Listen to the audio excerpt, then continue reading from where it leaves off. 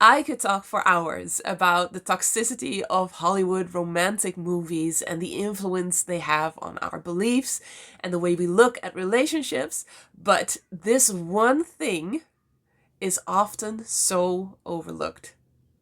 I am Pauline and I am so happy you are here because I think in a broader sense, we kind of know that Hollywood movies, romantic movies aren't real, right? That's what I heard when I grew up and I thought, oh, I know they're not real. And yet I watched these movies. I felt so many emotions and I wanted a love they seemed to have. So it was very hard to see what was real and what wasn't because it looked real, right? These are people. They have relationships. They say things that normal people in relationship also say. So what is real and what isn't?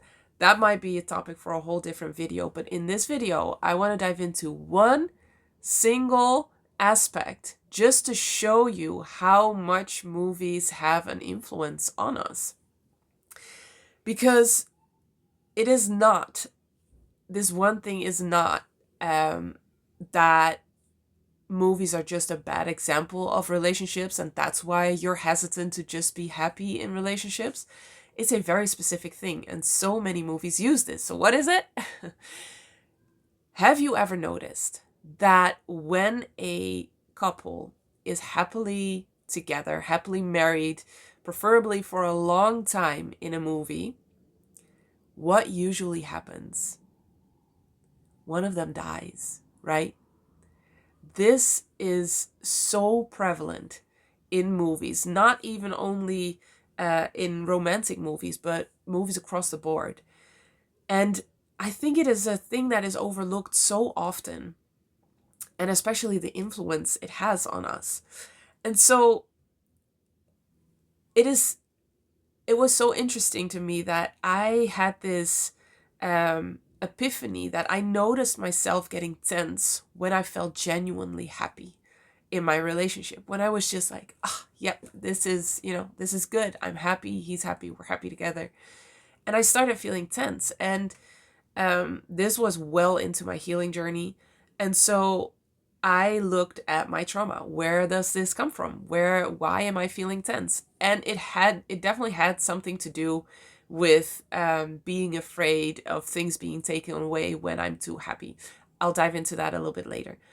But I also realized that whenever I saw a happy couple in a movie with no like drama or turmoil leading up to that, I felt tense watching that movie, knowing that something was going to happen to one of the partners. And this is where it is so important to know how much we are influenced by the things we read, by the things we see, by what we take in. Because movies are set up in a certain way. They are for entertainment. You know this. You are very smart.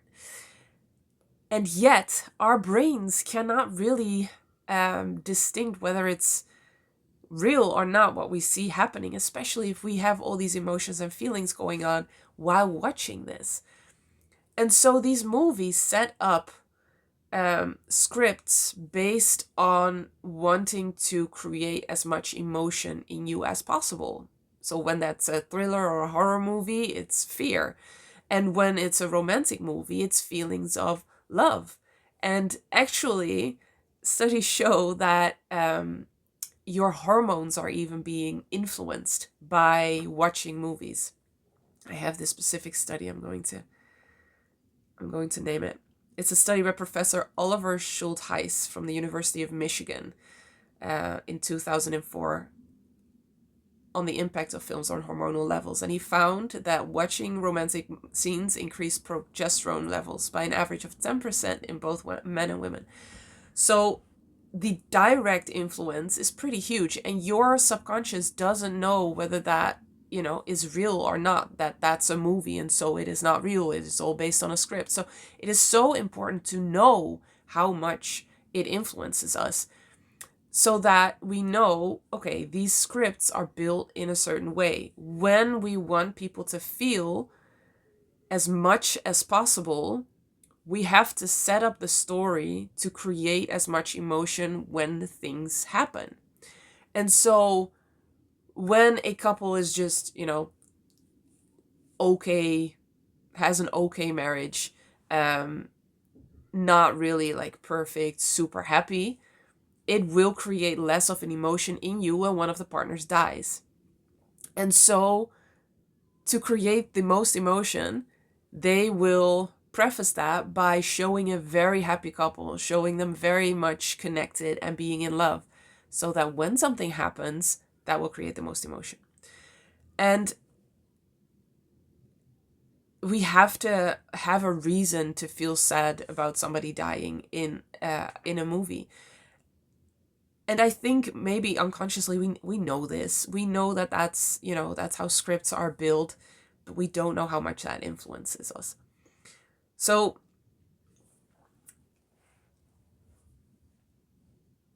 I really had to actually release this. I had to I had to focus on this and use tapping, the technique I use to release negative emotions, limiting beliefs, and release this, because it really genuinely had an influence on how happy I allowed myself to feel. I just noticed myself every time I thought I'm happy, there was this thought, almost an intrusive thought, of like, oh, he's gonna die. I was like, where does that come from? Why is this happening? Part of that was the movies. It was the movies, because I had that same tense feeling when I watched a movie and I thought, oh, that couple looks really happy. Uh-oh, something's probably bound to happen. And so I was gonna circle back to the other thing that plays into it, and it kind of like amplifies each other.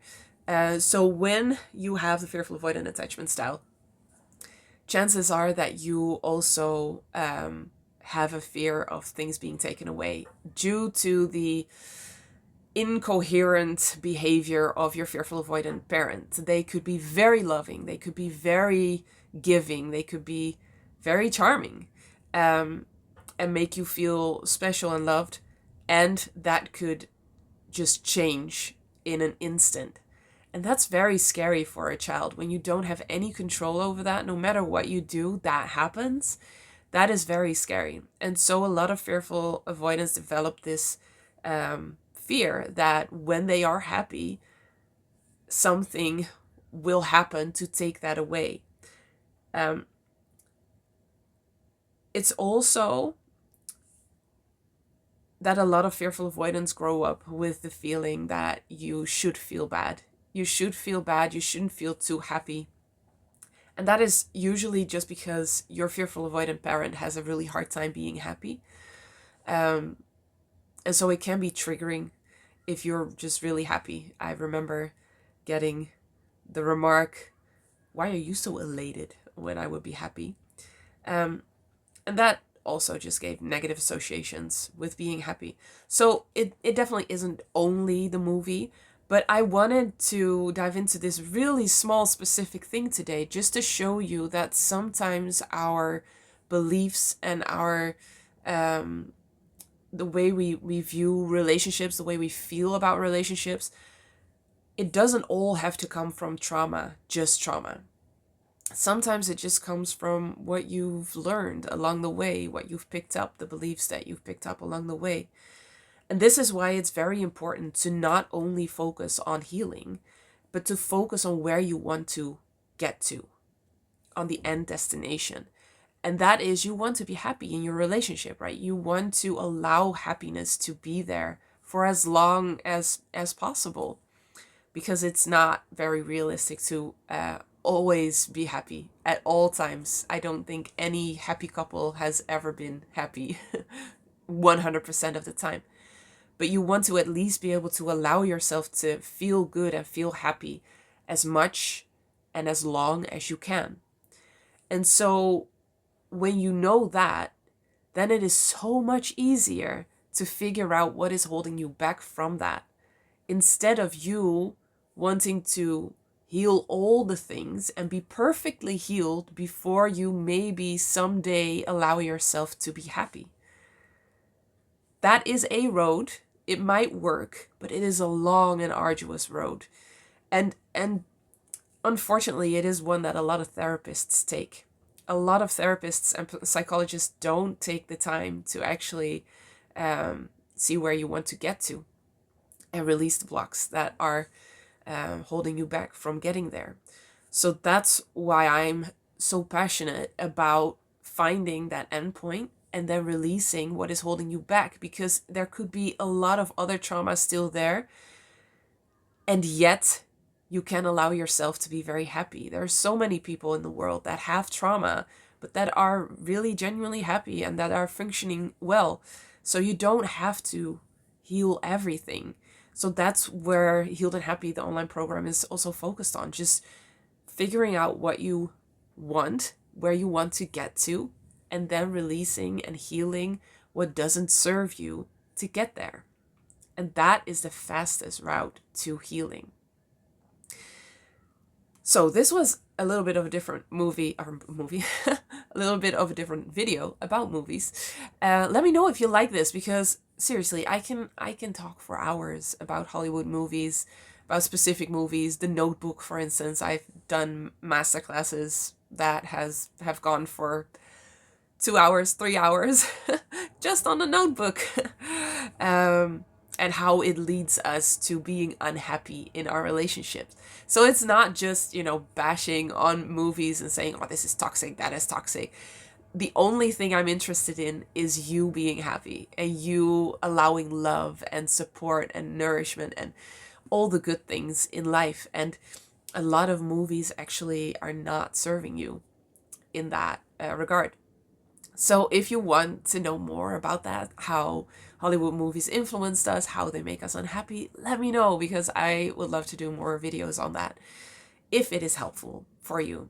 As always, I am so happy you are here. If you're interested in Healed and Happy, check out the link in the description below, where me and my team are so willing and can't wait to guide you through a personally customized trajectory to your healing. And I will see you in the next one. Healed and Happy is a tailor-made online program where me and my team personally guide you through healing the roots of a fearful avoidant attachment style.